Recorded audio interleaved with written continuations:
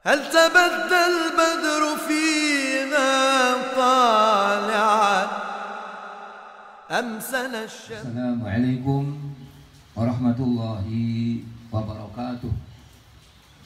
بسم الله الرحمن الرحيم. الحمد لله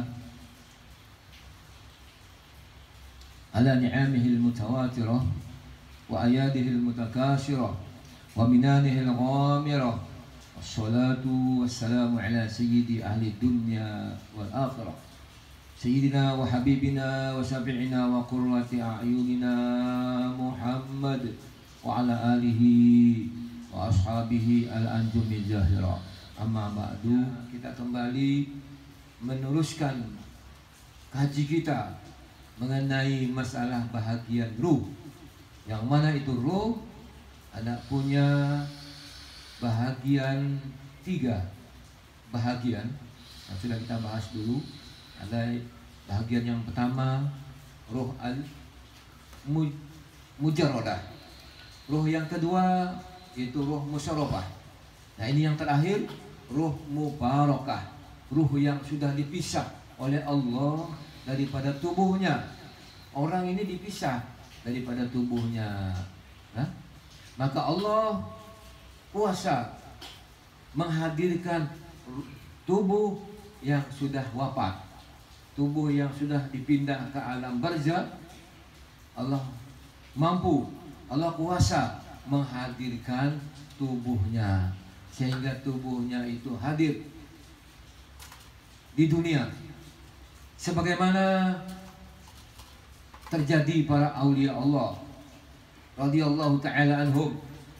Banyak para aulia Allah, bahkan ada yang namanya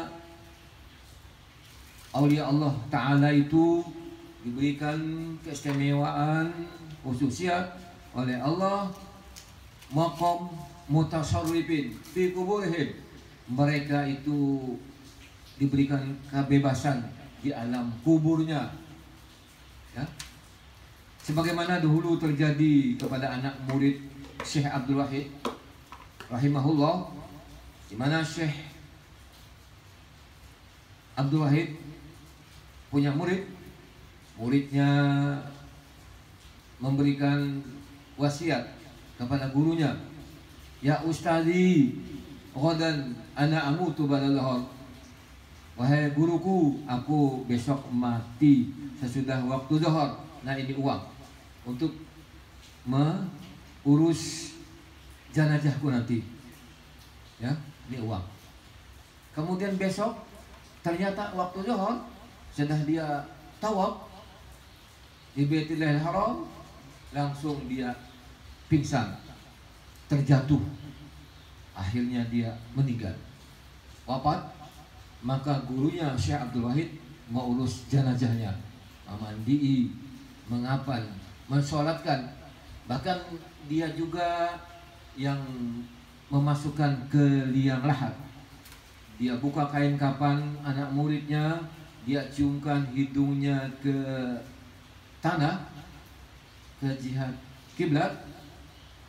Maka si muridnya ini senyum, ya, sehingga gurunya kaget.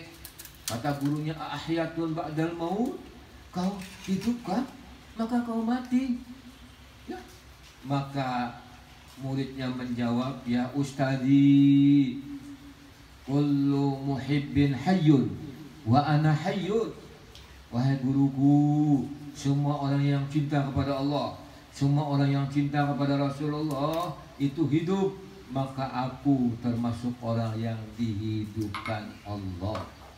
Ahya'un 'inda rabbihim, mereka hidup di sisi Allah. Yurzaqun, mereka diberi rezeki oleh Allah, ya.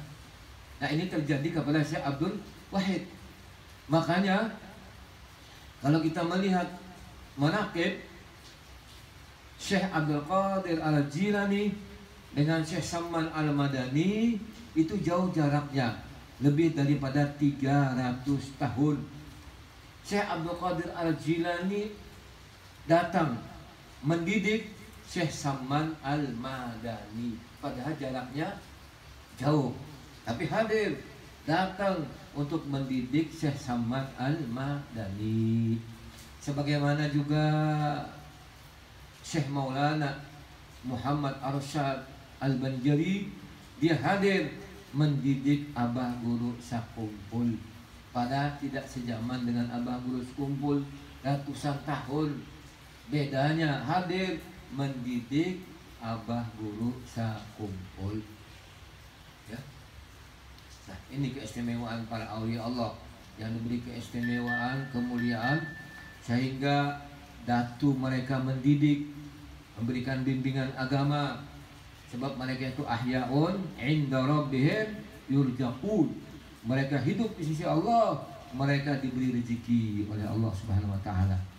Makanya kita yang Ahlus Sunnah wal Jamaah dibolehkan bertawassul kepada aulia Allah, memanggil aulia Allah ketika dapat musibah. Ya, dipanggil, ya Syekh Abdul Qadir Al-Jilani, ya Syekh Samad, ya Syekh Muhammad Arsyad. Boleh kita memanggil, ya, bertawassul namanya, bukan syirik. Kalau syirik memanggil nama wali, maka orang yang memanggil sopir, itu juga syirik. Kenapa sopir dipanggil? Abang becak dipanggil, tukang ojek dipanggil Jack, padahal ojek dipanggil, antarkan aku ke sana.